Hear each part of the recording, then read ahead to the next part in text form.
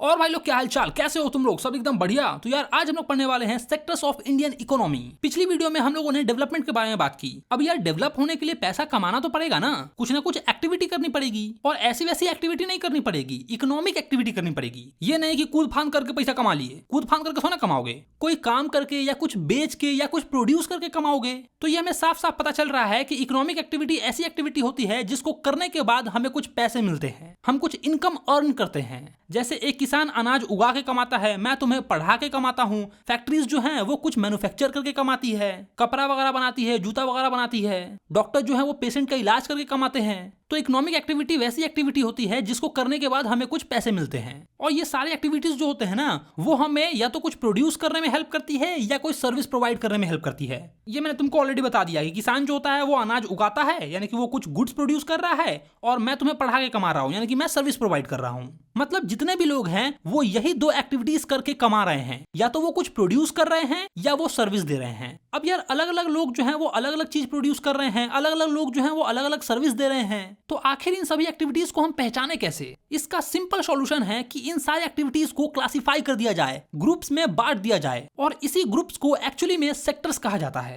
तो आओ देखते हैं कि इन ग्रुप्स को कितने पार्ट में डिवाइड किया गया है, या दूसरे शब्दों में यूं कह ले कि इन सेक्टर्स को कितने तरीके से क्लासिफाई किया गया है। तो इकोनॉमिक एक्टिविटी को तीन तरीके से क्लासिफाई किया गया है। On the basis of nature of activity, यानी कि काम करने के तौर तरीके पे, कि आप कैसे काम कर रहे हो, आप गुड प्रोड्यूस कर रहे हो या फिर आप सर्विस प्रोवाइड कर रहे हो। दूसरा on the basis of employment condition, कि एम्प्लॉयमेंट की कंडीशन कैसी है, वो खेत में काम कर रहा है कि ऑफिस में काम कर रहा है, वो किसी दुकान पे काम कर रहा है कि सरकारी जॉब कर रहा है, वो किसी टपरी पे काम कर रहा है या किसी फ्रेंचाइजी में काम कर रहा है। और तीसरा है on the basis of ownership, कि प्राइवेट कंपनी में काम कर रहा है या सरकारी जॉब है उसकी। आजकल तुम लोगों ने देखा होगा कि लोग जो है ना वो गवर्नमेंट जॉब की तरफ ज्यादा भागते हैं। तो वो क्यों भागते हैं, इसका भी आंसर तुमको मिल जाएगा। क्यों तुमको पापा कहते रहते हैं कि बेटा सरकारी जॉब करो, सरकारी जॉब करो, आज सब तुमको पता चल जाएगा। तो चलो देखते हैं कि on the basis of nature of activity पे कितने तरीके से इन सेक्टर्स को बांटा गया है। मुख्य रूप से इनको तीन सेक्टर में बांटा गया है। पहला प्राइमरी सेक्टर, जिसको हम लोग एग्रीकल्चर सेक्टर भी बोलते हैं। दूसरा सेकेंडरी सेक्टर, जिसको हम लोग इंडस्ट्रियल सेक्टर भी बोलते हैं। और तीसरा टर्सरी सेक्टर, जिसको हम लोग सर्विस सेक्टर भी बोलते हैं। पहले दो सेक्टर में गुड प्रोड्यूस होते हैं, और तीसरे सेक्टर में जो होता है ना वो सर्विस प्रोवाइड की जाती है। तो चलो एक एक करके इन तीनों को पढ़ते हैं। सबसे पहले हम लोग देख लेते हैं प्राइमरी सेक्टर को। इस सेक्टर में जो गुड प्रोड्यूस होता है ना वो नेचर से आता है, नेचुरल गुड प्रोड्यूस होता है, या यूं कह सकते हो कि इस सेक्टर में वैसी एक्टिविटी होती है जो नेचुरल रिसोर्स से रिलेटेड होती है, जैसे कि farming, fishing, forestry, mining, dairy products. ये सारी चीजें जो होती है ना नेचुरल रिसोर्स से रिलेटेड होती है, किसी फैक्ट्री वगैरह में नहीं बनती है। किसान जो है वो अनाज खेत से उगाता है तो नेचर से आ रहा है। ये दूध जो है वो गाय से आ रहा है तो ये भी नेचुरली आ रहा है। माइनिंग का काम करते हैं, कोयला वगैरह निकालते हैं, आयरन ओर निकालते हैं,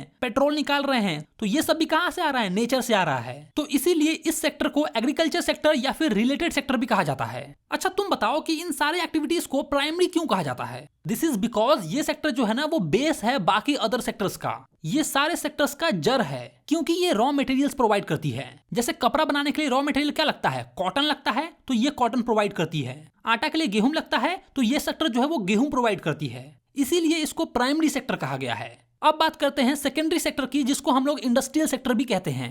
ये सेक्टर मैन्युफैक्चर्ड गुड्स को प्रोड्यूस करती है, मतलब जो रॉ मटेरियल प्राइमरी गुड्स से मिलता है उसमें कुछ चेंजेस करके, कुछ बदलाव करके, उसको मैन्युफैक्चर करके एक नया गुड्स बनाती है। अब ये जो नया प्रोडक्ट मिला है, ये नया गुड्स मिला है, इसको मैन्युफैक्चर्ड गुड्स कहते हैं, क्योंकि ये कंपनी में मैन्युफैक्चर होकर बनी है। फॉर एग्जाम्पल कॉटन को हम लोग मैन्युफैक्चर करते हैं तब जाके उसका कॉटन क्लॉथ बनता है। शुगर कैन को हम लोग मैन्युफैक्चर करते हैं तब जाके उससे शुगर बनाते हैं। ट्रीज को काट के मैन्युफैक्चर करते हैं तब जाके पेपर बनता है। जिस किताब से तुम पढ़ रहे हो, जिस कॉपी में तुम लिख रहे हो, वो भी मैन्युफैक्चर होकर बनी है।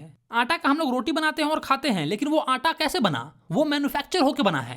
गेहूं आया, उसको हमने मिल में पीसा, मतलब कि मैन्युफैक्चर किया, और तब जाके आटा बना। जितने भी मैन्युफैक्चरिंग इंडस्ट्रीज हैं सब इसके एग्जांपल हैं, जैसे कि कार्स मैन्युफैक्चर करने वाली कंपनी, इलेक्ट्रॉनिक्स सामान बनाने वाली कंपनी, कपड़े बनाने वाली टेक्सटाइल कंपनीज, स्टील बनाने वाली कंपनीज, जितने भी मैन्युफैक्चरिंग इंडस्ट्रीज हैं इसके एग्जांपल हैं। दूसरा एग्जांपल है इसका कंस्ट्रक्शन वर्क, जैसे कि बिल्डिंग्स बनाना, डैम्स बनाना, रोड्स बनाना। तीसरा एग्जांपल है इसका इलेक्ट्रिसिटी प्रोडक्शन।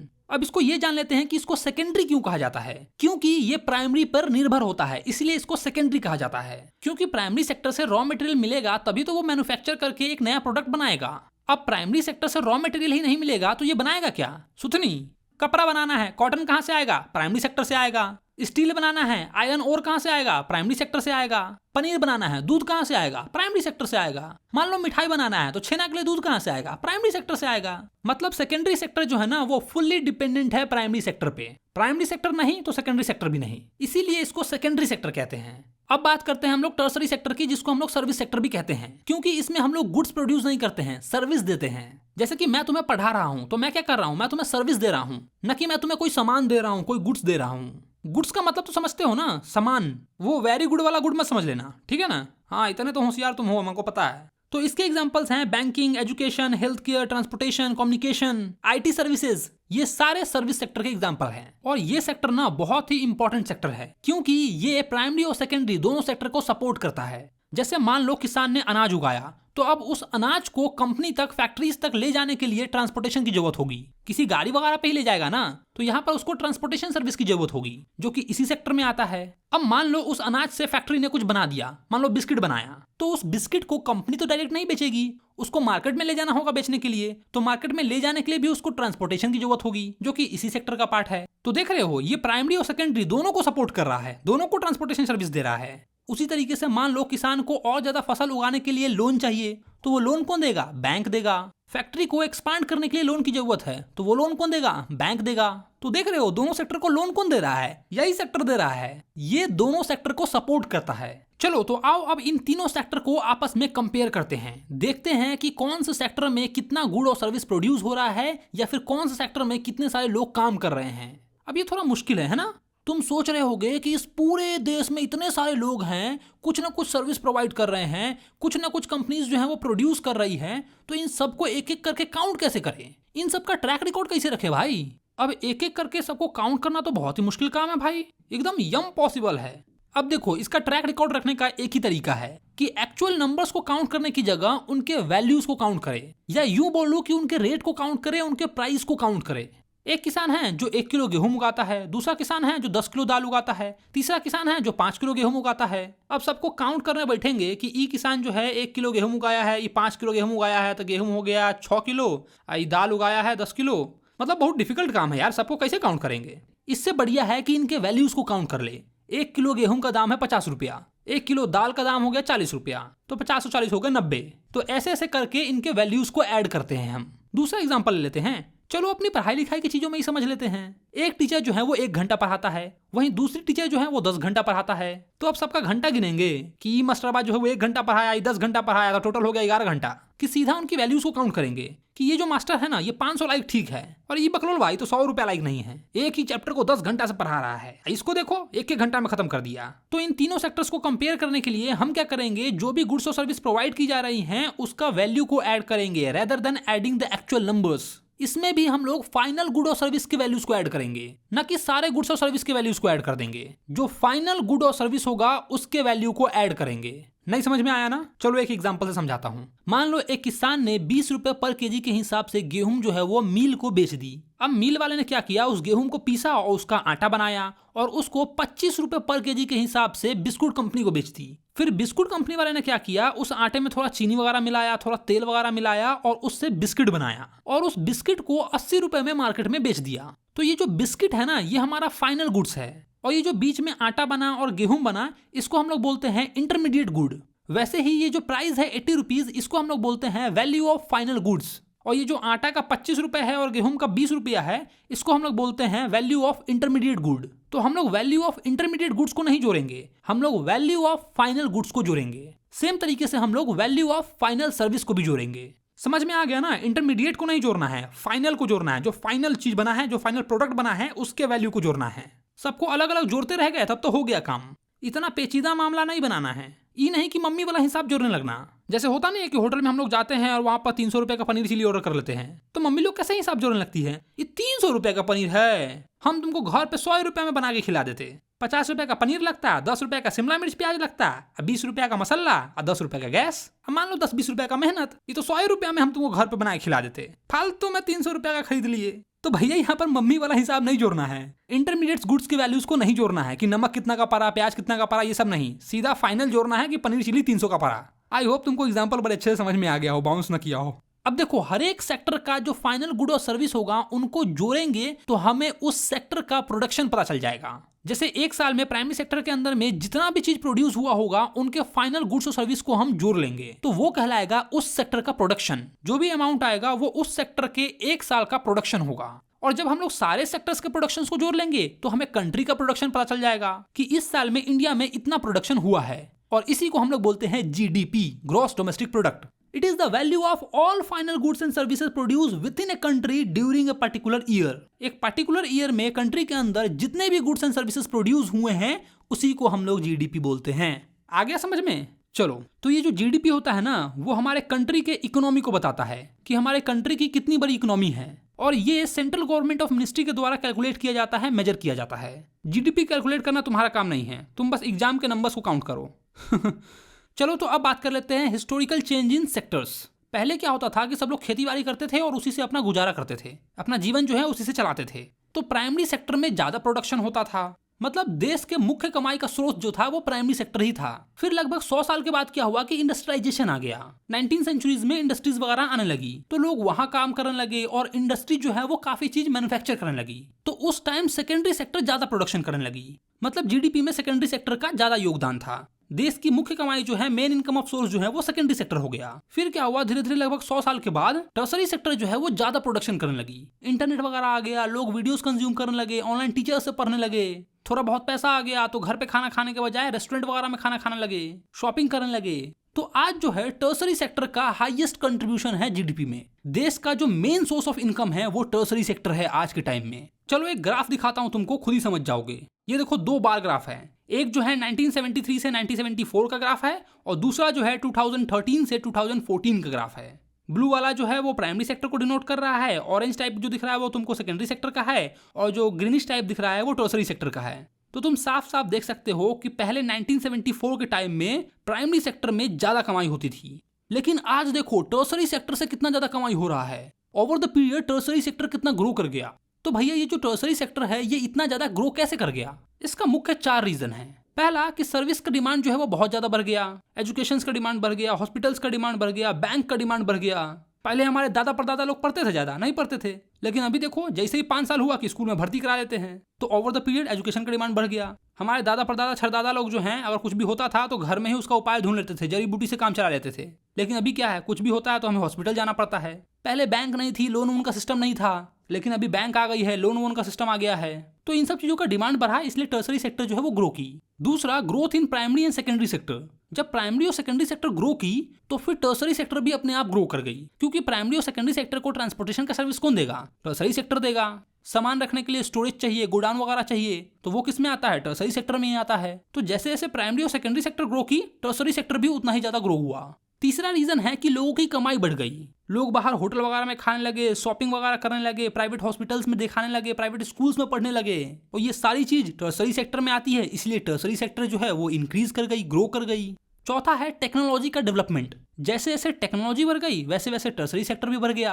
अब पहले किसी से बात करना होता था तो कबूतर जो है वो चिट्ठी लेके जाता था, लेकिन अब किसी से बात करना है तो सीधा फोन उठाएं और सामने वाले से बात कर लिया। तो ये जो फोन की फैसिलिटी है ये टेक्नोलॉजी के आने से हुआ, और ये किस में आता है? कम्युनिकेशन में आता है, जो कि टर्सरी सेक्टर का ही एग्जांपल है। तो यही सब कारण है कि over the period tertiary sector जो है वो इतना ग्रो कर गई। अब देखो सर्विस सेक्टर ग्रो तो की, लेकिन सारे सर्विस सेक्टर इक्वली ग्रो नहीं किए। मतलब सर्विस सेक्टर के अंदर में काम करने वाले सारे लोग जो है ना वो इक्वली ग्रो नहीं किए। मतलब बहुत ही कम लोग जो हैं वो वैसे सेक्टर में काम करते हैं जहां पर एजुकेशन रिक्वायर्ड होती है या फिर हाई स्किल्ड रिक्वायर्ड होती है। बहुत ही कम लोग हैं जो ऐसे प्रोफेशन में काम करते हैं। मैक्सिमम लोग जो है ना वो अभी भी ठेला चला के, रिक्शा चला के, ऑटो ड्राइविंग करके ये सबसे अपना घर गुजारा कर रहे हैं। छोटा मोटा रिपेयर कर लिया, पंखा सुधार लिया, कूलर सुधार लिया, फ्रिज सुधार लिया, ये सब करके अपना जीवन चला रहे हैं। चलो तो मैं तुम्हें 2 ग्राफ दिखाता हूं जिससे तुम्हें यह पता चल जाएगा कि सेक्टर तो बढ़ा है, लेकिन अभी भी ज्यादातर लोग जो हैं वो प्राइमरी सेक्टर में ही काम कर रहे हैं। ये ग्राफ देखो, ये बताती है कि कौन से सेक्टर का जीडीपी में कितना कंट्रीब्यूशन है। 1973-74 में जीडीपी में 40% जो है वो प्राइमरी सेक्टर का कंट्रीब्यूशन हुआ करता था, 12% सेकेंडरी सेक्टर का और 48% टर्सरी सेक्टर का। फिर 2013-14 में तुम्हें साफ साफ दिख रहा होगा कि टर्सरी सेक्टर जो है 48% से 68% हो गया। मतलब देश की 68% कमाई जो है वो टर्सरी सेक्टर से ही होती है। और अभी 2025-26 में तो ये और भी ज्यादा बढ़ गया होगा भाई। लेकिन वहीं ये ग्राफ देखो, ये ग्राफ बताती है कि कौन से सेक्टर में कितने लोग जो हैं वो काम करते हैं। 1977-78 में 71% जो लोग हैं वो प्राइमरी सेक्टर में काम करते थे, 11% जो है वो सेकेंडरी सेक्टर में काम करते थे और 18% जो हैं वो टर्सरी सेक्टर में काम करते थे। लेकिन वहीं देखो 2017-18 में टर्सरी सेक्टर जो है वो बहुत ज्यादा ग्रो कर गया था, लेकिन टर्सरी सेक्टर के ग्रो होने के बावजूद भी ज्यादातर लोग जो हैं वो प्राइमरी सेक्टर में ही काम कर रहे हैं अभी भी। देखो 44% लोग जो हैं वो अभी भी प्राइमरी सेक्टर में ही काम कर रहे हैं, जबकि प्राइमरी सेक्टर का बस 12% कंट्रीब्यूशन है जीडीपी में और टर्सरी सेक्टर का 68% है, 50% से भी ज्यादा। लेकिन इंसान कितने काम कर रहे हैं? बस 31%। देख रहे हो ना ये डेटा? इससे हमें साफ साफ पता चल रहा है कि प्राइमरी सेक्टर में ना बेफजूल के लोग सब पड़े हुए हैं। इसका एक ही मतलब हो सकता है कि उनके पास एम्प्लॉयमेंट होगी ही नहीं। अब बेचारे एक ही खेत में पूरे परिवार काम कर रहे होंगे, बेटा भी उसी में काम कर रहा है, बाप भी उसी में काम कर रही है, माँ भी उसी में काम कर रही है, बहन भी उसी में काम कर रही है। पूरा परिवार जो है एक ही खेत में काम कर रहा है, उसी से अनाज उगा रहा है और वही खा रहा है। तो हम ये कह सकते हैं कि सेकेंडरी और टर्सरी सेक्टर में इतने जॉब्स जो हैं वो क्रिएट नहीं हो रहे हैं, और अगर हो भी रहे हैं तो हाईली एडुकेटेड और स्किल्ड लोगों को ही लिया जा रहा है। बाकी जो कम पढ़े लिखे लोग हैं या फिर जो अनपढ़ लोग हैं वो सब अभी भी खेत में काम कर रहे हैं या फिर किसी फैक्ट्री में काम कर रहे हैं। ये है हमारे देश की हालत भाई। आज भी मैक्सिमम लोग जो हैं वो प्राइमरी सेक्टर में काम करते हैं, लेकिन प्राइमरी सेक्टर का जीडीपी में कंट्रीब्यूशन कितना है? 1/6, मतलब लगभग 16.16%। देश की लगभग आधी आबादी जो है वो प्राइमरी सेक्टर में काम कर रही है, लेकिन प्रोडक्शन कितना हो रहा है? बस 16.5%। इसका क्या मतलब है कि जो लोग प्राइमरी सेक्टर में काम कर रहे हैं वो सही तरीके से काम नहीं कर रहे हैं। मतलब तो यही है ना भाई कि देश की लगभग आधी आबादी जो है वो प्राइमरी सेक्टर में काम कर रही है, लेकिन प्रोडक्शन कर नहीं पा रही है। या तो फसल अच्छा नहीं हो रहा है या फिर वो लोग काम चोरी कर रहे हैं। नहीं भाई, ये रीजन नहीं है। रीजन ये है कि जहां एक लोग लगना चाहिए वहां 5 लोग लगे हुए हैं। कारण है अनएम्प्लॉयमेंट, बेरोजगारी। जिस खेत में एक किसान लगना चाहिए वहां पर 5-5 किसान, 6-6 किसान लगे हुए हैं। घर के जितने मेंबर हैं वो एक ही खेत में काम कर रहे हैं, एक ही प्लॉट में काम कर रहे हैं। एगो जाता है झूठ मूठ का घास छिल के आ जाता है, एगो जाता है खाली कियारी बना के चला आता है। मतलब काम कुछ भी नहीं है, बस बेगारी टार रहे हैं वो लोग। 5 में से 4 लोग अंडर एम्प्लॉयड हैं, कोई काम नहीं है उनके पास, लाचारी में कर रहे हैं वो लोग, क्योंकि सेकेंडरी सेक्टर और टर्सरी सेक्टर में इतने जॉब्स ही नहीं है कि वो लोग जाकर वहां पे काम कर सके। और अगर है भी तो पढ़े लिखे लोगों के लिए है। ये लोग गरीब हैं, खेतीबाड़ी करते हैं, इतने पढ़े लिखे नहीं हैं, इसीलिए ना तो फैक्ट्रीज इनको काम दे रही है और ना ही जो टर्सरी सेक्टर में बैठे हुए जितने भी लोग हैं वो काम दे रहे हैं। आईटी सेक्टर में जाके ये लोग जॉब वगैरह तो कर नहीं सकते हैं। इस टाइप के अंडर एम्प्लॉयमेंट को या अनएम्प्लॉयमेंट को हम लोग डिसगाइज्ड अनएम्प्लॉयमेंट बोलते हैं, जिसमें बस लगता है कि लोग काम कर रहे हैं लेकिन एक्चुअल में वो काम नहीं कर रहे होते हैं। वो बस लाचारी में बेगारी टार रहे होते हैं, दिखा रहे होते हैं कि हम लोग काम कर रहे हैं, लेकिन एक्चुअली में वो लोग काम नहीं कर रहे होते हैं, वो लोग अनएम्प्लॉयड होते हैं। जैसे तुम लोग कॉपी किताब खोल के बैठ जाते हो ना अपने पेरेंट्स को दिखाने के लिए कि हाँ देखो मम्मी पापा मैं पढ़ रहा हूँ, लेकिन एक्चुअली में तो तुम पढ़ नहीं रहे होते हो, तुम तो बस दिखाते हो उनको कि देखो मैं पढ़ रहा हूँ। सेम कहानी यहाँ भी है। और ऐसा नहीं है कि ये डिसगाइज अनएम्प्लॉयमेंट जो है वो सिर्फ प्राइमरी सेक्टर में है, अदर सेक्टर्स में भी है ये। जैसे जो छोटे मोटे मैकेनिक होते हैं, छोटे मोटे कारीगर होते हैं, वो महीने में 10 से 15 दिन काम करते हैं, बाकी दिन घर पे बैठे रहते हैं। तुमने देखा होगा कि हर शहर वगैरह में एक लेबर चौक होता है, जहाँ से लेबर को लेके आते हैं लोग, अपना काम करवाते हैं, पैसा देते हैं। तो उस लेबर चौक पे जाना, वहां देखना बहुत भीड़ रहती है। तुम जाके बोलोगे कि मेरे को कारपेंटर चाहिए तो तुमको बहुत सारे कारपेंटर्स दिख जाएंगे वहां पर, कम पैसा में जाने के लिए तैयार हो जाते हैं, क्योंकि अगर वो नहीं जाएंगे तो कोई और चला जाएगा। ऐसा क्यों? क्योंकि काम की कमी है, उनको प्रॉपर वर्क नहीं मिल रहा है, रोजगार नहीं मिल रहा है, इसीलिए जो जितना देता है उतने में चले जाते हैं। सोचते हैं कुछ ना से अच्छा कुछ तो है, कुछ तो आ रहा है। आईटी सेक्टर में भी मेरे बहुत सारे ऐसे दोस्त हैं जिनकी जॉब नहीं लग रही है। कंपनीज आती है, 1000 बच्चों में से 1-2 बच्चों को बस चुनती है। गवर्नमेंट जॉब में भी वही हाल है, 1000, 2000, 10,000 वैकेंसीज आती हैं और लाखों बच्चों, करोड़ों बच्चों जो है वो अप्लाई करते हैं उसके लिए। 10,000 सीट पे लाखों बच्चों, करोड़ों बच्चों अप्लाई कर रहे हैं, क्योंकि भाई जॉब ही नहीं है। तो भैया इन सब का सॉल्यूशन क्या है? इन सब का सॉल्यूशन यही है कि गवर्नमेंट को जॉब क्रिएट करना पड़ेगा। गवर्नमेंट छोटे किसान को, छोटे व्यापारी को लोन दे सकती है ताकि वो अपने आप को एक्सपांड कर सके, अपनी फसल अच्छी बो सके। अगर छोटा दुकान है तो बड़ा दुकान कर ले। इससे होगा क्या कि पहले छोटे दुकान में 1 वर्कर काम करता था तो बड़े दुकान में 3-4 वर्कर काम करेंगे। अगर फार्मर लोन लेगा तो पहले वो छोटे से खेत में काम करता था, अब वो बड़े खेत में काम करेगा, तो वहां पर और फार्मर्स जो है वो जुड़ जाएंगे। गवर्नमेंट को इंफ्रास्ट्रक्चर पे और ज्यादा इन्वेस्टमेंट करना चाहिए, नए रोड्स बनाने चाहिए, ब्रिज बनाने चाहिए, रेलवेज बनाना चाहिए, इलेक्ट्रिसिटी अच्छे से सप्लाई करना चाहिए, स्कूल्स बनाने चाहिए, हॉस्पिटल्स बनाने चाहिए। अब देखो स्कूल बनेगा तो स्कूल बनाने के लिए लेबर चाहिए, राजमिस्त्री चाहिए, तो उसको काम मिल जाएगा। स्कूल बनने के बाद पेंट होगा तो पेंटर को काम मिल जाएगा। पंखा उंखा बॉल लगाना होगा तो इलेक्ट्रिशियन को काम मिल जाएगा। स्कूल में पढ़ाने के लिए टीचर्स चाहिए तो टीचर के लिए एम्प्लॉयमेंट क्रिएट हो जाएगी। स्कूल में 1-2 गार्ड की नौकरी भी क्रिएट हो जाएगी। घंटी उंटी बजाने वाली दाई जो होती है उनको काम मिल जाएगा। मतलब एक स्कूल बनाने से इतने सारे लोगों को रोजगार मिल जाएगा, काम मिल जाएगा। सेम अगर हॉस्पिटल बनता है तो डॉक्टर्स के लिए एम्प्लॉयमेंट क्रिएट हो जाएगी, नर्स के लिए हो जाएगा, कुछ स्टाफ्स के लिए हो जाएगा, कुछ सिक्योरिटी गार्ड के लिए हो जाएगा। हॉस्पिटल बिल्डिंग बनाने के लिए जो लेबर होंगे उनको काम मिल जाएगा, पेंटर को काम मिल जाएगा, इलेक्ट्रिशियन को काम मिल जाएगा, इतने सारे लोगों को काम मिल जाएगा। तो ये सब जो है ना चेन है, एक जगह इन्वेस्टमेंट करने से इतने सारे लोगों को एम्प्लॉयमेंट दिया जा सकता है। डाइवर्सिफिकेशन कर सकते हैं एग्रीकल्चर में, मुर्गी फार्म वगैरह खोल सकते हैं, डेयरी फार्मिंग खोल सकते हैं।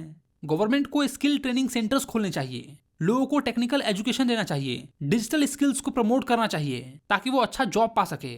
जैसे तुम लोगों को स्कूल में कंटेंट क्रिएशन वगैरह सिखाया जा सकता है कि वीडियो एडिटिंग कैसे करते हैं, ऑडियो एडिटिंग कैसे करते हैं। हालांकि इस बार के बजट में गवर्नमेंट ने इस सेक्टर पे ध्यान दिया है। उन्होंने बोला है कि ऐसे स्किल सेंटर्स खुलेंगे जहां पर बच्चों को जो है एडिटिंग वगैरह सिखाई जाएगी। गवर्नमेंट न्यू फैक्ट्रीज खोलने में सपोर्ट कर सकती है जिससे लोकल लोगों को रोजगार मिल जाएगा। वो लोग जाएंगे और उस कंपनी में, उस फैक्ट्री में काम करेंगे। जैसे मान लो एक गांव में बहुत सारे लोगों के पास गाय हैं, भैंसियां हैं, वो उनका दूध निकालती हैं, उसी से उनका गुजारा होता है। तो गवर्नमेंट वहां पर अगर कोई डेयरी प्रोडक्ट की फैक्ट्री वहां पर खोल दे जो पनीर वगैरह बनाती हो और कुछ मिठाई बनाती हो, बिस्कुट बिस्कुट बनाती हो, तो वहां के लोकल लोगों को तो काम मिलेगा ही मिलेगा। बाकी वहां के किसान जो हैं उस फैक्ट्री को दूध बेचकर ज्यादा प्रॉफिट भी कमा सकती है। दूध का जो सेंटर वाला होता है वो लोग कम पैसा देता है, डायरेक्ट अगर वो लोग फैक्ट्री में बेचेंगे तो उनको ज्यादा प्रॉफिट होगा। ज्यादा प्रॉफिट होगा तो वो एक दो और गाय खरीद लेंगे, एक दो और गाय खरीदेंगे तो ज्यादा दूध होगा, ज्यादा दूध होगा तो फिर ज्यादा प्रॉफिट होगा। तो ये सब लूप चलता रहता है। अब वो फैक्ट्री इस दूध से कुछ प्रोडक्ट बनाएगी तो उस प्रोडक्ट को मार्केट में ले जाने के लिए ट्रांसपोर्टेशन वगैरह का काम बढ़ जाएगा।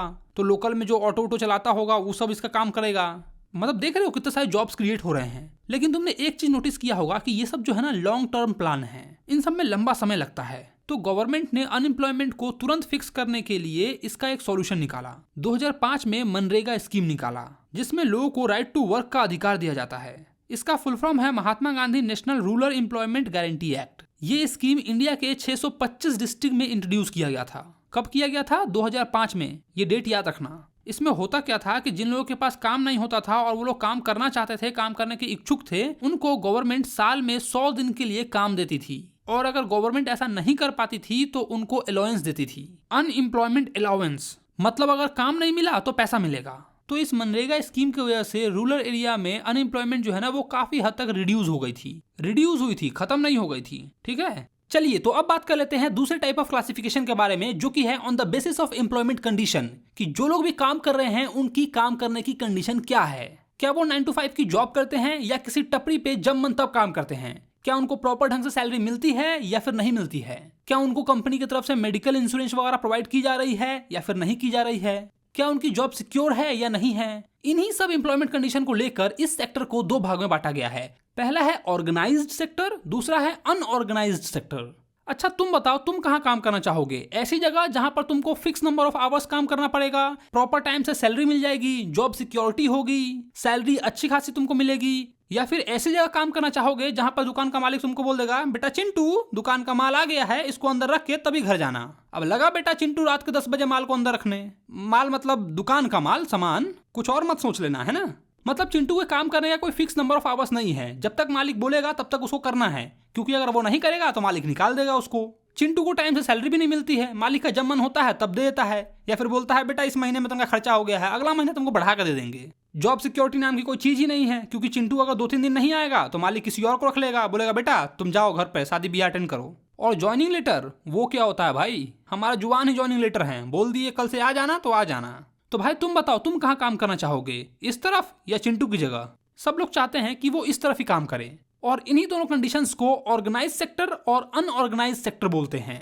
ऑर्गेनाइज्ड सेक्टर जो होती है वो गवर्नमेंट से रजिस्टर्ड होती है, उनको रूल्स एंड रेगुलेशंस फॉलो करने होते हैं, जैसे कि factories act, minimum wages act, ये सब रूल्स एंड रेगुलेशंस फॉलो करनी पड़ती है ऑर्गेनाइज्ड सेक्टर के लोगों को। इस सेक्टर्स में फिक्स्ड वर्किंग आवर होते हैं, 9 to 5 की जॉब होती है, इससे ज्यादा काम नहीं करवाते हैं, और अगर बाई चांस करवाते हैं तो ओवर टाइम पे करते हैं, ओवर टाइम करने का एक्स्ट्रा पैसा मिलता है। जॉब सिक्योरिटी होती है, कभी भी कोई ऐसे ही नहीं निकाल सकता है। पेड लीव्स होते हैं, जैसे कि सैटरडे और संडे को छुट्टी मिलता है और उसका पैसा भी तुमको मिलता है। ऐसा नहीं है कि सैटरडे संडे तुमने काम नहीं किया है तो तुमको पैसा नहीं मिलेगा, उन दोनों दिनों का भी तुमको पैसा मिलेगा।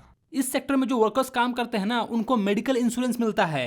एक्सीडेंट वगैरह हो जाएगा तो उस सिचुएशन में कंपनी खर्चा उठाएगी। रिटायरमेंट के बाद वर्कर्स को पेंशन मिलता है। वो तुमने सुना होगा ना कि पीएफ वगैरह कटता है, तो उसी से रिटायरमेंट का पैसा दिया जाता है। ऑर्गेनाइज्ड सेक्टर के जो एग्जांपल्स हैं वो है गवर्नमेंट ऑफिस, बैंक्स, बड़ी बड़ी कंपनीज। वहीं दूसरी ओर है हमारा अनऑर्गेनाइज्ड सेक्टर। यहाँ पर जॉब सिक्योरिटी नाम की कोई चीज नहीं है। जब दुकान का मालिक चाहे तब तुमको भगा सकता है। यहाँ पर काम करने का कोई फिक्स्ड नंबर ऑफ आवर्स नहीं है। जब तक मालिक चाहेगा तब तक तुमको काम करना है, वरना वो तुमको निकाल देगा। ये गवर्नमेंट से रजिस्टर्ड नहीं होती है, क्योंकि ये छोटी दुकान, शॉप, टपरी ये सब होती हैं, तो ये सब गवर्नमेंट के अंदर में नहीं आती हैं। यहाँ पर वेजेस यानी कि तनख्वाह भी कम मिलती है और सैलरी का कोई फिक्स्ड डेट नहीं होता है। मालिक चाहेगा तो सैलरी तुम्हारा रोक भी लेगा, अगले महीने भी देगा। बोलेगा चिंटू इस महीना सारा दुकान का माल लेने में ही पैसा चला गया, तो तुमको हम अगला महीना दे देते हैं। इस सेक्टर में काम करने वाले वर्कर्स को कोई मेडिकल इंश्योरेंस वगैरह भी प्रोवाइड नहीं की जाती है, ना ही कोई पेंशन दिया जाता है और ना ही पेड लीव होती है। अगर तुमने 2-3 दिन छुट्टी मार ली तो उन 2-3 दिनों का पैसा कटेगा। इसके एग्जांपल्स हैं स्ट्रीट वेंडर्स, जो लोग रोड किनारे अपना ठेला वगैरह लगाते हैं ना, सब्जी उब्जी का या फिर समोसा वमोसा का, चाहे तुमने देखा हो जूस का ठेला लगाते हैं, वो लोग होते हैं। बादाम शेक का ठेला लगाते हैं, पानी पूरी का ठेला लगाते हैं, चाउमीन चाट इन सब का जो ठेला लगाते हैं वो लोग। इतना सारा वैरायटी इसलिए गिना रहा हूँ ताकि तुम्हारे मुंह में पानी आ जाए। इसके एग्जाम्पल है स्मॉल शॉप्स, जो छोटी मोटी दुकानें होती है चौराहे उराहे पे, चौक उक पे, वो लोग। या फिर वैसे लोग जो दिहाड़ी पे काम करते हैं, लेबर चौक से जो लेबर ले आते हैं उठा के, वो लेबर जो है इसी सेक्टर के एग्जाम्पल हैं। या फिर चिमनी पे काम करने वाले जो लोग होते हैं वो भी इसी सेक्टर में आते हैं। सही बताओ ना तो इंडिया में मोस्ट ऑफ द वर्कर्स जो है ना वो अनऑर्गेनाइज सेक्टर के अंदर ही आते हैं। इसका 2-3 मेन रीजन है। सबसे पहला कि वो लोग ज्यादा पढ़े लिखे होते नहीं हैं, इसीलिए ऑर्गेनाइज सेक्टर में जाके काम नहीं कर सकते हैं, क्योंकि ऑर्गेनाइज सेक्टर में काम करने के लिए स्किल्ड चाहिए। और जो लोग पढ़े लिखे हैं, फुल्ली स्किल्ड हैं, वो लोग ऑर्गेनाइज सेक्टर में इसलिए काम नहीं कर पाते हैं क्योंकि ऑर्गेनाइज सेक्टर में जॉब जो है वो काफी कम होती है। गवर्नमेंट जॉब का ही हाल देख लो ना, 2-2 साल 3-3 साल पे जॉब वैकेंसीज आती हैं और उसमें भी लाखों बच्चों, करोड़ों बच्चों जो है अप्लाई करते हैं। और होता कितने लोगों का है? बस कुछ गिने चुने लोगों का। आईटी सेक्टर में भी वही हाल है। कॉलेज में कंपनीज आती हैं लेकिन बस कुछ गिने चुने बच्चों को ही उठा के लेके जाती है। अब सवाल ये उठता है कि भैया ये जो अनऑर्गेनाइज सेक्टर में लोग काम करते हैं, इनको प्रोटेक्ट कैसे किया जाए? ये अपने जॉब को कैसे बचा सकते हैं, अपने आप को कैसे बचा सकते हैं? तो देखो, गवर्नमेंट ना इन लोगों के लिए भी रूल्स एंड रेगुलेशंस लेके आ सकती है। जैसे कि मिनिमम वेजेस एक्ट लगा सकती है कि कम से कम इतना तनख्वाह तो मिलना ही चाहिए, इतनी सैलरी तो मिलनी ही चाहिए। प्रॉपर वर्किंग आवर फिक्स कर सकती है कि इतना ही घंटा काम करना है, इससे ज्यादा घंटा काम कराओगे तो तुमको जेल हो जाएगा। सेफ वर्किंग कंडीशन करवा सकती है कि कोई जोखिम भरा काम नहीं दे दे। ये नहीं कि लाइट आया हुआ है और पोल पे चढ़ा दी और बोले कि तार जोड़ो।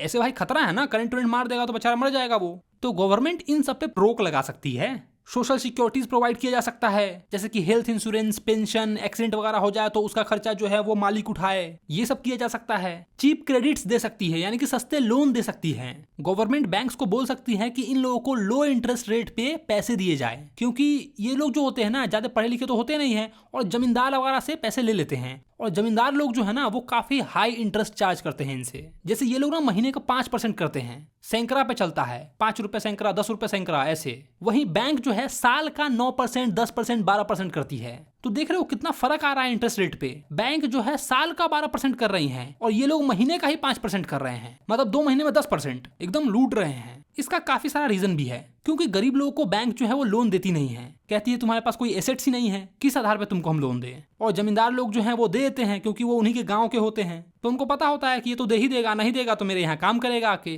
तो गवर्नमेंट जो है लो इंटरेस्ट रेट पे इन लोगों को लोन दे सकती है, ताकि ये लोग अपना छोटा मोटा बिजनेस स्टार्ट कर सके। जैसे अगर रूरल एरिया की बात कर ले तो वहाँ पे जो छोटे मोटे फार्मर्स हैं उनको गवर्नमेंट जो है टाइम पर सीड्स प्रोवाइड कर सकती है, एग्रीकल्चर इनपुट्स प्रोवाइड कर सकती है, क्रेडिट यानी कि लो इंटरेस्ट रेट पे लोन दे सकती है, अनाज को रखने के लिए स्टोरेज फैसिलिटीज दे सकती है जिसको गोडाउन वगैरह कहते हैं, मार्केटिंग आउटलेट का प्रबंध कर सकती है। वहीं जो लोग अर्बन एरिया में काम करते हैं, सिटी वगैरह में काम करते हैं, जैसे जो स्ट्रीट वेंडर्स होते हैं या फिर जो ट्रांसपोर्ट का काम करते हैं, ट्रक वगैरह चलाते हैं, या फिर वो लोग जो छोटे मोटे फैक्ट्री में काम करते हैं, उन लोगों के लिए गवर्नमेंट क्या कर सकती है कि जिन फैक्ट्रीज में वो काम करते हैं उन फैक्ट्रीज को सपोर्ट कर सकती है, उन फैक्ट्रीज को सस्ते लोन वगैरह प्रोवाइड कर सकती है, ताकि फैक्ट्री ग्रो करे और उनके अंदर जो वर्कर्स काम कर रहे हैं वो भी धीरे धीरे ग्रो करे। मतलब सजेशंस देने को चाहूँ तो बहुत सारे सजेशंस हैं कि गवर्नमेंट ये कर सकती है, वो कर सकती है, ऐसे कर सकती है, वैसे कर सकती है, लेकिन गवर्नमेंट करे तो ना। पता है अनऑर्गेनाइज सेक्टर में जो मेजोरिटी वर्कर्स है ना वो शेड्यूल कास्ट से आते हैं, SC ST लोग होते हैं। क्योंकि ये लोग ज्यादा पढ़े लिखे होते नहीं हैं तो ऑर्गेनाइज सेक्टर में जा नहीं सकते हैं काम करने के लिए, इसीलिए कहीं भी काम करना शुरू कर देते हैं।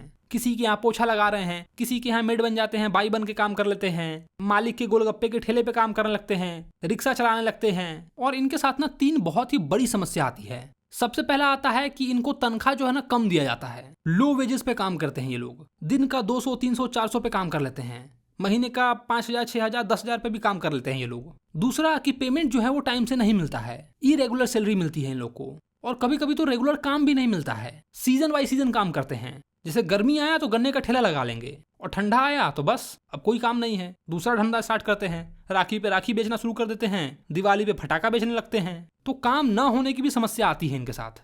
तीसरा डिस्क्रिमिनेशन, इनके साथ ना भेदभाव होता है, छुआछूत वगैरह का खेल खेला जाता है। हालांकि ये सब चीजें जो है ना आज के जमाने में कम हो गई है। गौर करना, मैंने बोला कम हो गई है, खत्म नहीं हो गई है, अभी भी है, एग्जिस्ट कर रही है ये। अभी भी बहुत सारे लोग हैं जो छुआछूत को मानते हैं और सामान खरीदने से हिचकिचाते हैं। तो गवर्नमेंट को इन लोगों पर भी ध्यान देना चाहिए। हालांकि हर चीज गवर्नमेंट ही क्यों करे, हमें भी कुछ कुछ करना चाहिए, है ना। सबसे पहला काम कि अपने आप को इस काबिल बना लो कि तुम ऑर्गेनाइज सेक्टर में काम करो, अनऑर्गेनाइज सेक्टर में काम ही ना करो। इसके लिए तुमको पढ़ना पड़ेगा, तो अच्छे से पढ़ाई करो। इसलिए तो माँ बाप बोलते हैं कि पढ़ाई करना जरूरी है, क्योंकि वो नहीं चाहेंगे ना कि हमारा बेटा या हमारी बेटी जो है वो कहीं सड़क पे काम करे। वो भी चाहते हैं कि हमारा बेटा हमारा बेटी जो है अफसर बने, एकदम बाबू साहब, ऑफिस में जाके कंप्यूटर पे काम करे। दूसरा, हम ये कर सकते हैं कि गरीब लोगों को हेल्प कर सकते हैं। जैसे दिवाली में जो है वो गरीब लोगों से सामान खरीद सकते हैं, दिया वगैरह खरीद सकते हैं। महंगे शॉप्स पे ना जाकर रोड किनारे जो लोग बेचते हैं सामान, उनसे सामान खरीद सकते हैं। चलो तो अब बात करते हैं तीसरे टाइप ऑफ क्लासिफिकेशन की, जो कि है on the basis of ownership, जिसमें 2 सेक्टर आते हैं, पब्लिक सेक्टर और प्राइवेट सेक्टर। पब्लिक सेक्टर जो है ना वो गवर्नमेंट के द्वारा ओन किया जाता है, कंट्रोल्ड किया जाता है। इसके एग्जाम्पल है इंडियन रेलवेज। जो रेलवेज हैं वो गवर्नमेंट के अंदर आती है। Government hospital, post office. और इस सेक्टर का मेन एम जो है वो है लोगों की भलाई करना, वेलफेयर ऑफ पीपल। जैसे कि सरकार जो है ट्रेन की सुविधा देती है ताकि हम एक जगह से दूसरी जगह जा सके। सरकारी अस्पताल में हमारा जो इलाज है वो काफी सस्ते दाम में हो जाता है। और आखिर गवर्नमेंट इतना सस्ता कैसे प्रोवाइड करती है? क्योंकि गवर्नमेंट अपना खर्चा चलाने के लिए हमसे टैक्सेस लेती है, हमसे टैक्स वसूलती है और फिर उसी को हमारे ऊपर खर्च करती है। वहीं दूसरी और प्राइवेट सेक्टर की बात करें तो ये जो है ना किसी इंडिविजुअल या फिर कंपनी के द्वारा ओन किया जाता है। इसका मालिक जो होता है या तो कोई इंडिविजुअल होगा या कोई कंपनी होगी। फॉर एग्जांपल प्राइवेट स्कूल, जिस स्कूल में तुम पढ़ रहे हो अभी, companies like Tata iron, Reliance industries, जितनी भी बड़ी बड़ी प्राइवेट कंपनीज हैं वो इसी में आती है, प्राइवेट सेक्टर में। और इनका ना मेन एम जो होता है ना वो होता है सिर्फ प्रॉफिट अर्न करना। किसी भी तरीके से प्रॉफिट अर्न करो, चाहे बच्चे को सही ढंग से पढ़ाया जा रहा हो या न जा रहा हो, टीचर्स अच्छे हो या ना हो, हमको तो हर महीना फीस चाहिए। पंखा चल रहा हो या ना चल रहा हो कोई मतलब नहीं है, हमको फीस चाहिए। पंखा का 25 रुपया लग रहा है तो लग रहा है, हमको चाहिए, पंखा चले चाहे नहीं चले। बड़ी बड़ी कंपनीज जो होती हैं वो 2 रुपए का सामान 5 रुपए में बेच के अपना प्रॉफिट कमाती है। प्राइवेट सेक्टर का ना मेन एम ही यही है कि ज्यादा से ज्यादा प्रॉफिट अर्न किया जाए। इसके लिए वो ज्यादा पैसा चार्ज करते हैं हमसे, और जो गरीब लोग हैं वो तो अफोर्ड कर नहीं सकते हैं। इसीलिए यहाँ पर गवर्नमेंट की एंट्री होती है ताकि वो सब लोगों को, गरीब हो या अमीर हो, सबको सारी सुख सुविधा जो है वो काफी कम दामों पर दे सके या फिर फ्री ऑफ कॉस्ट दे सके। जैसे कि railways, road, government school, government hospital, पानी की फैसिलिटी, इलेक्ट्रिसिटी, सामान भेजने के लिए पोस्ट ऑफिस, ये सब चीजें गवर्नमेंट काफी कम दामों में प्रोवाइड करती है। अब तुम्हारे मन में सवाल जरूर आएगा कि भैया गवर्नमेंट इतना सस्ता देती क्यों है और कैसे देती है? तो मैंने तुमको पहले ही बताया कि गवर्नमेंट जो है ना हमसे टैक्सेस लेती है, तो ये उसकी रिस्पॉन्सिबिलिटी बनती है कि ये सारी चीजें वो काफी कम दामों में हमें दे। ऐसा नहीं है कि गवर्नमेंट हमसे चार्ज ही नहीं करती है, अपने जेब से तो नहीं भर रही है, वो हमसे वो ऑलरेडी टैक्सेस के रूप में पैसा लेती रहती है। अब कुछ लोग पूछेंगे कि भैया एक बात बताओ, ये सब चीज गवर्नमेंट ही क्यों करती है, कोई प्राइवेट कंपनी भी तो कर सकती है ना? देखो इसका जवाब है कि नहीं कर सकती है, क्योंकि किसी भी इंडिविजुअल के पास या किसी प्राइवेट कंपनी के पास इतना सारा पैसा नहीं होता है जितना कि गवर्नमेंट के पास है। ये ना प्राइवेट कंपनीज के औकात के बाहर की चीज है। चलो मान लिया कि कोई बड़ी प्राइवेट कंपनी जो है ये सारी चीजें तुमको देगी तो उसके लिए तुमसे काफी ज्यादा चार्ज करेगी। अभी जो तुम रोड पे फ्री में चलते हो ना उस पे भी तुमको चार्जेस देने पड़ेंगे। कहेगी 1 किलोमीटर चले हो, लाओ 10 रुपया दो, अभी कम से कम फ्री में तो चलते हो। दूसरा ये हो जाएगा कि प्राइवेट कंपनी जो है ना वो मनमानी करने लगेगी, जैसे तुम्हारे स्कूल वाले करते हैं। स्कूल का फीस अलग से, ड्रेस तुमको यही वाला लेना है, बाहर से ले नहीं सकते हो, बुक तुमको इसी दुकान से खरीदना है, किसी दूसरी दुकान के यहाँ मिलेगी नहीं, एनुअल फीस तुमको अलग से देना है, मेंटेनेंस फीस तुमको अलग से देना है, पंखे का फीस तुमको अलग से देना है। और यही सारी फैसिलिटीज जो होती हैं गवर्नमेंट स्कूल में काफी सस्ते में मिलती है या फिर फ्री ऑफ कॉस्ट मिलती है। मैं बिहार के गवर्नमेंट स्कूल की बात नहीं कर रहा हूँ, दिल्ली उल्ली में जाओ, वहां पर काफी अच्छा सुविधा है। बिहार में तो झंड हो रखा है। प्राइवेट कंपनी ये सारी फैसिलिटीज इसलिए भी नहीं दे सकती हैं क्योंकि वो इतने सारे लोगों से पैसे कैसे कलेक्ट करेगी? उनके पास कोई ऐसा सुविधा नहीं है, कोई ऐसा सिस्टम नहीं है कि लोगों से पैसे कलेक्ट कर सके। ये बहुत ही टफ काम हो जाएगा उनके लिए। अब पैसा कलेक्ट करने के लिए अलग से लोगों को हायर करना पड़ेगा, एजेंसीज को हायर करना पड़ेगा, उनको भी पे करना पड़ेगा। अब अगर कंपनी उन लोगों को पे करेगी तो उसका भी खर्चा उर्चा जोड़ के तुमसे ले लेगी। वहीं दूसरी ओर गवर्नमेंट जो है वो हर चीजों पे टैक्सेस लगा रखी है ताकि तुमसे धीरे धीरे पैसा लेते रहे। और गवर्नमेंट मनमानी भी नहीं कर सकती है कि तुमको इस चीज का इतना ही पैसा देना पड़ेगा, क्योंकि अगर वो मनमानी करेगी तो हमारे पास राइट्स हैं कि उनको हम हरा सके। आने वाले 5 साल में जो चुनाव होगा उसमें उनको हरा देंगे और किसी दूसरे कैंडिडेट को लेके आएंगे। और एक बात बताऊं, जो प्राइवेट सेक्टर है ना वो बिना गवर्नमेंट सपोर्ट के नहीं चल सकती है, क्योंकि कोई भी कंपनी और फैक्ट्री वैसी जगह ही खुलती है जहां पर इलेक्ट्रिसिटी अच्छे से आ रही होगी, पानी अच्छे से होगा, रोड की कनेक्टिविटी अच्छे से होगी, तभी तो वो अपना धंधा चला पाएंगे ना। इसीलिए प्राइवेट सेक्टर जो है ना गवर्नमेंट सेक्टर पे डिपेंडेंट है। उसको गवर्नमेंट सेक्टर की जरूरत है, या यूं कह ले कि गवर्नमेंट की जरूरत है। गवर्नमेंट गरीब लोगों पे भी ध्यान देती है, किसानों से अच्छे दाम में, महंगे दाम में अनाज खरीद लेती है और सस्ते दाम में लोगों को दे देती है। जिनके पास राशन कार्ड होगा वो लोग कोटा में जाकर अनाज ले लेते हैं सस्ते में, 2 रुपए किलो गेहूं, 3 रुपए किलो चावल ऐसे ले लेते हैं। वहीं प्राइवेट से खरीदने जाओ दुकान में 50 रुपए, 75 रुपए, 100 रुपए ऐसे मिलता है चावल, लेकिन गवर्नमेंट 3 रुपए में देती है तुमको। प्राइवेट कभी भी कर पाएगा ऐसा, बताओ? गवर्नमेंट इस बात का इंश्योर करती है कि सबको प्रॉपर फैसिलिटी मिल रही है या नहीं मिल रही है, सबके लिए ड्रिंकिंग वाटर अवेलेबल है या नहीं है, इलेक्ट्रिसिटी सही से प्रोवाइड की जा रही है सारी एरियाज में या नहीं की जा रही है, रोड्स की सर्विसेज अच्छी हैं या नहीं, रेलवे की सर्विसेज अच्छी हैं या नहीं, हॉस्पिटल्स तो अच्छे से काम कर रहे हैं ना, स्कूल में पढ़ाई हो रही है या नहीं हो रही है। इन सारी चीजों पे गवर्नमेंट नजर रखती है, गरीब लोगों का सहायता करती है, अलग अलग स्कीम्स निकालती है। जैसे कि मनरेगा का स्कीम निकाली थी ताकि जितने भी जो बेरोजगार लोग हैं उनको नौकरी मिल सके। अलग अलग योजनाएं निकालती है, महिला पेंशन, लाडली योजना, बहन बेटी योजना और पता नहीं कितना कितना योजना है। ये सब गवर्नमेंट इसलिए करती है क्योंकि ये गवर्नमेंट की रिस्पॉन्सिबिलिटी है। हमने गवर्नमेंट को चुना है और वो हमसे टैक्सेस ले रही है, पैसे ले रही है, तो ये उसकी जिम्मेदारी है। प्राइवेट सेक्टर ये सारी चीजें नहीं कर सकती है क्योंकि इतना सारा पैसा किसी एक पार्टिकुलर कंपनी के पास होगा ही नहीं। और अगर किसी भी तरीके से ये सारी सुविधा अगर तुमको दे भी देगी तो तुमसे ज्यादा पैसा लेगी और गरीब अफोर्ड नहीं कर पाएंगे, वो भूखे मर जाएंगे, मतलब पूरा देश बर्बाद हो जाएगा। बस वो लोग ही सर्वाइव कर पाएंगे जिनके पास पैसा होगा, जिनके पास नहीं होगा वो मर जाएंगे। प्राइवेट सेक्टर अगर कर भी लेगी ना तो अपनी मनमानी चलाएगी।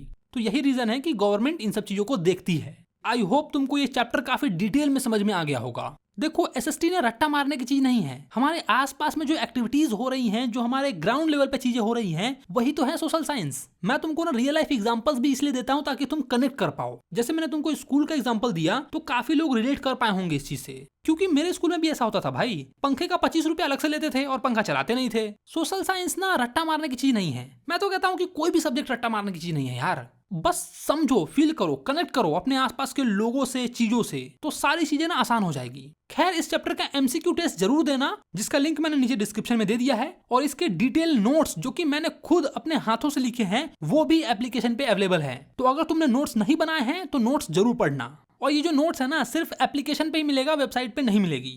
तो अगर तुमने एप्लीकेशन डाउनलोड नहीं किया है तो जाओ फटाफट डाउनलोड कर लो, ताकि तुम एमसीक्यू भी वहीं पर दे लेना और नोट्स भी वहीं पे पढ़ लेना। काफी अच्छी नोट्स क्रिएट की है मैंने आपके लिए, तो जरूर एक बार चेकआउट करना।